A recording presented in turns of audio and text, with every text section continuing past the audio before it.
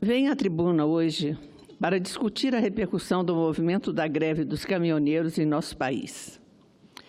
Entendo não haver um único fator que explique esse movimento grevista e as várias especulações a respeito não facilitam a sua compreensão.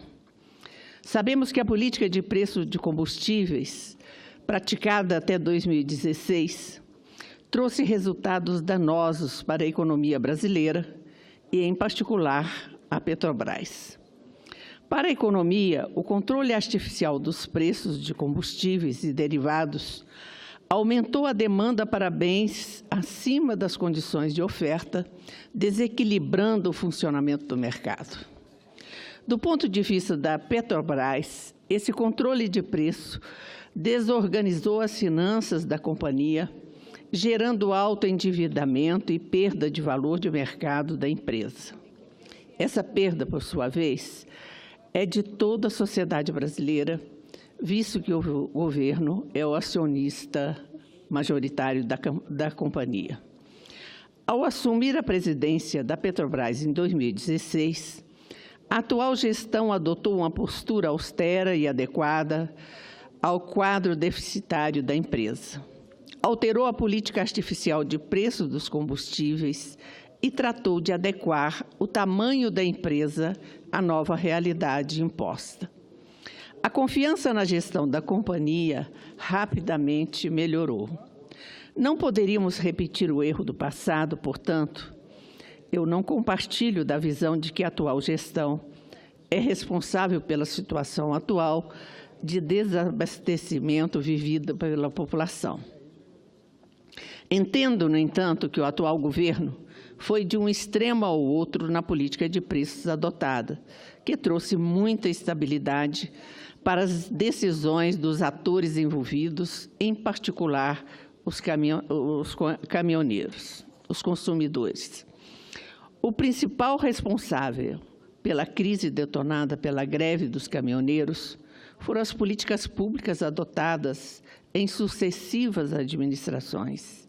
Em primeiro lugar, é do conhecimento de todos a ampla dependência do Brasil do transporte rodoviário. Frente a outros países de dimensões continentais, as rodovias exercem peso relativo excessivo na matriz de transporte brasileira. Decisões errôneas tomadas no passado nos levaram a essa situação. O ideal seria que a nossa matriz de transportes fosse melhor distribuída, com a importância relativa maior do transporte por ferrovias e hidrovias. Sabemos que a redução da importância relativa das rodovias no transporte de cargas no Brasil demanda tempo e não há nada que aponte para uma mudança de prioridades nos parcos investimentos que o governo dispõe para a infraestrutura. O investimento em infraestrutura, que nos anos 70 chegou a 7% do PIB em média, caiu a 1,3% do PIB em 2003. Desde então, esses investimentos correspondem a 2% do PIB, o suficiente para cobrir a depreciação. Além de alimentar essa dependência quase exclusiva do transporte rodoviário, o governo federal não se preocupou em planejar medidas que pudessem reduzir o impacto doméstico das oscilações do preço do petróleo no mercado internacional.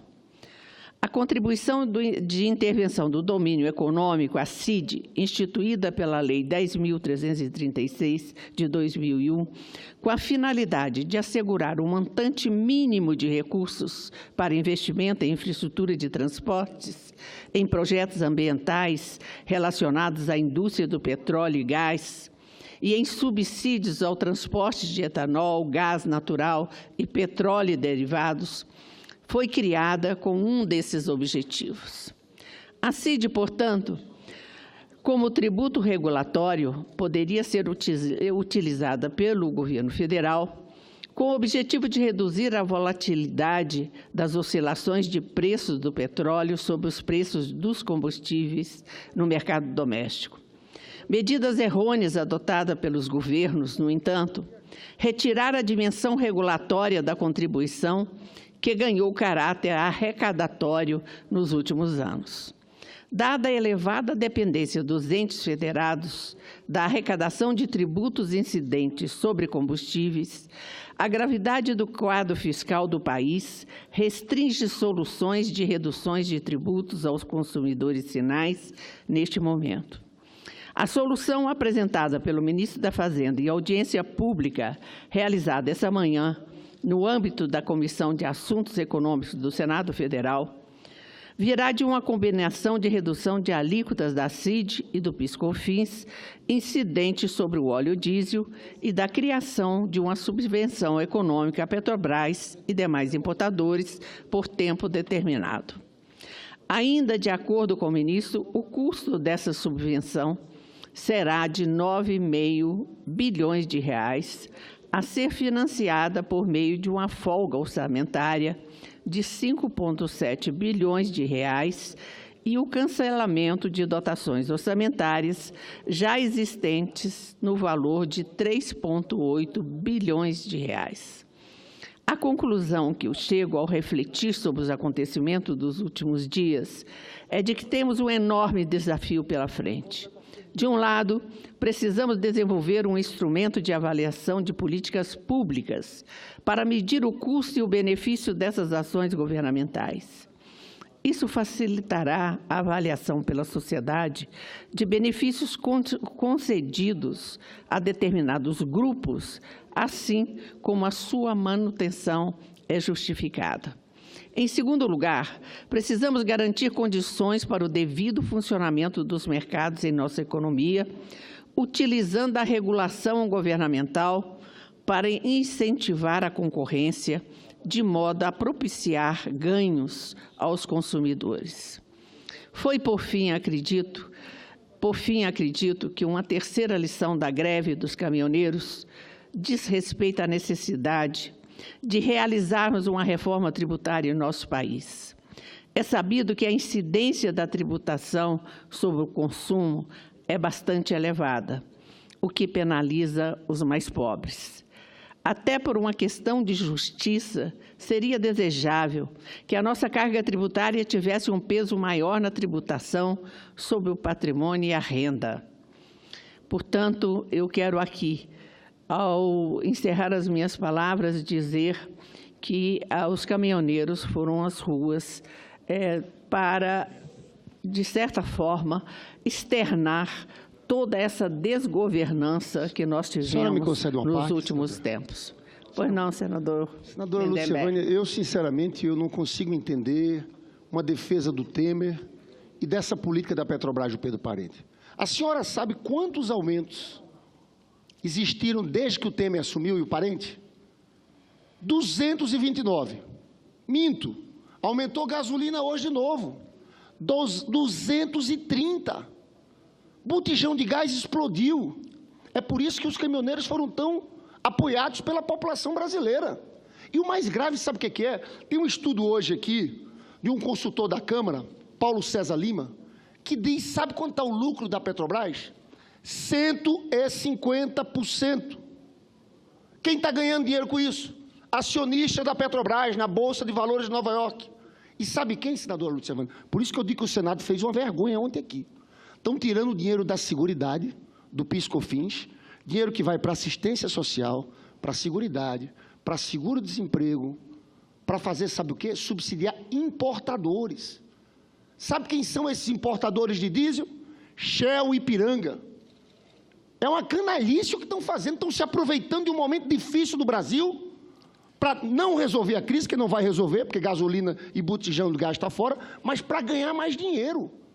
Você sabe o que aconteceu com esse pessoal? O diesel subiu tanto, está 50% acima da cotação internacional. Sabe o que aconteceu? Os importadores estão ganhando muito dinheiro, porque eles compram nos Estados Unidos e vendem aqui por um preço caro. E nós estamos subvencionando isso? Nós estamos dando subsídio a isso? A crítica que existia a Lula e a Dilma é que seguraram o preço do petróleo. A senhora sabe que nenhum ano a política de preço da Petrobras deu prejuízo à Petrobras. O prejuízo foi em função de outras questões, como a queda do preço internacional, mas em nenhum ano. Eu estou disposto aqui, tenho números para dizer à senhora, em nenhum ano Porque a Petrobras ganha muito dinheiro nisso aqui. O fato é o seguinte, senadora Lúcia Vane, com todo o respeito que tenho, é indefensável essa política do Pedro Parente. Indefensável. Eu acho que o Temer está enrolando o povo brasileiro. Essa proposta não vai resolver. As pessoas vão continuar inconformadas. Subiu gasolina hoje, sabe o que é o nome disso? Provocação do Pedro Parente. Provocação, no meio de uma crise como essa. Com todo respeito a Vossa Excelência, essa política do Parente do Temer, na minha avaliação, é indefensável. Eu agradeço a parte de Vossa Excelência. Quero dizer a Vossa Excelência que eu não faço parte da base do senhor Michel Temer. Quero dizer que o meu discurso diz apenas da governança que deveria ter sido feita e não foi feita. E se eu estivesse no lugar de Vossa Excelência, eu teria constrangimento de fazer o discurso que Vossa Excelência faz. Muito obrigada.